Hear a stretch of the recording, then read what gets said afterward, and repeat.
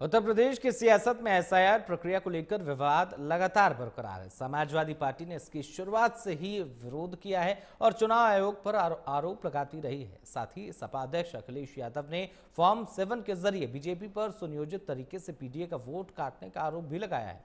देखिए रिपोर्ट।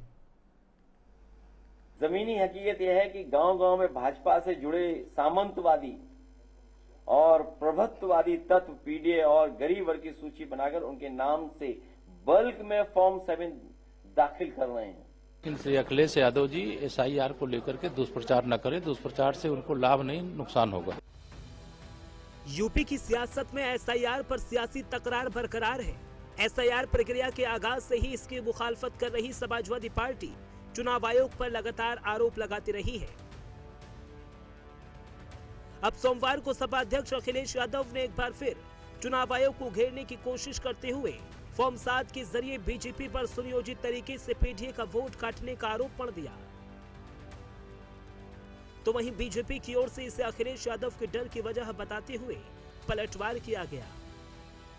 कोई पीडीए का जल्दी फॉर्म नहीं कटवा रहा, फॉर्म भर के नहीं कटवा रहा है। ये तमाम सामंतवादी प्रभुत्ववादी लोग हैं जो पीडीए के वोटों को बल्क में कटवा रहे हैं। समाजवादी पार्टी ने शिकायत की, लेकिन चुनाव आयोग ने अब तक कोई ठोस कार्रवाई नहीं की। अगर एक भी जिलाधिकारी के खिलाफ कार्रवाई कर दें, एक भी ठोस कार्रवाई हो जाए इलेक्शन कमीशन की तरफ से, तो पूरा एसआईआर और वोटर लिस्ट उत्तर प्रदेश की ठीक हो जाएगी।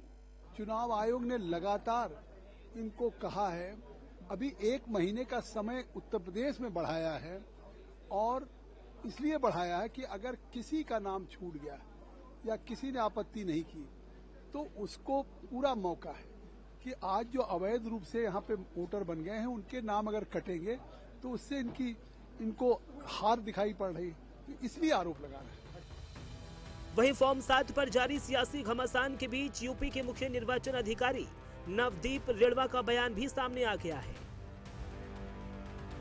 जिसमें उन्होंने बताया है कि मतदाता सूची से किसी भी व्यक्ति का नाम हटाने की प्रक्रिया उतनी ही सरल नहीं है जितनी कि अखिलेश यादव दावा कर रहे हैं। जैसे ही ड्राफ्ट पब्लिश होता है, उसका नाम ही ड्राफ्ट इसलिए कि वो फाइनल नहीं है, वो है जो बीएलओ ने तैयार किया, सिस्टम ने तैयार किया और वो पब्लिश करते हैं ताकि वो ट्रांसपेरेंट रहे, सारी राजनीतिक दलों को, जनता को जानकारी रहे किसका नाम है किसका नहीं है।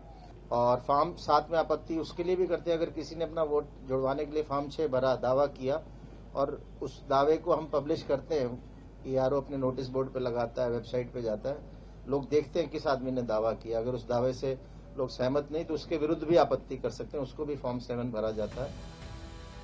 नवदीप रेणवा ने साफ कहा कि निर्वाचन आयोग की प्राथमिकता ये सुनिश्चित करना है कि सभी मतदाता सही और सटीक जानकारी के साथ मतदाता सूची में शामिल हो। जिन मतदाताओं का नाम ड्राफ्ट वोटर लिस्ट में शामिल नहीं है, नियमों के तहत उनके नाम लिस्ट में जोड़ने की प्रक्रिया चल रही है। Bureau report, prime news.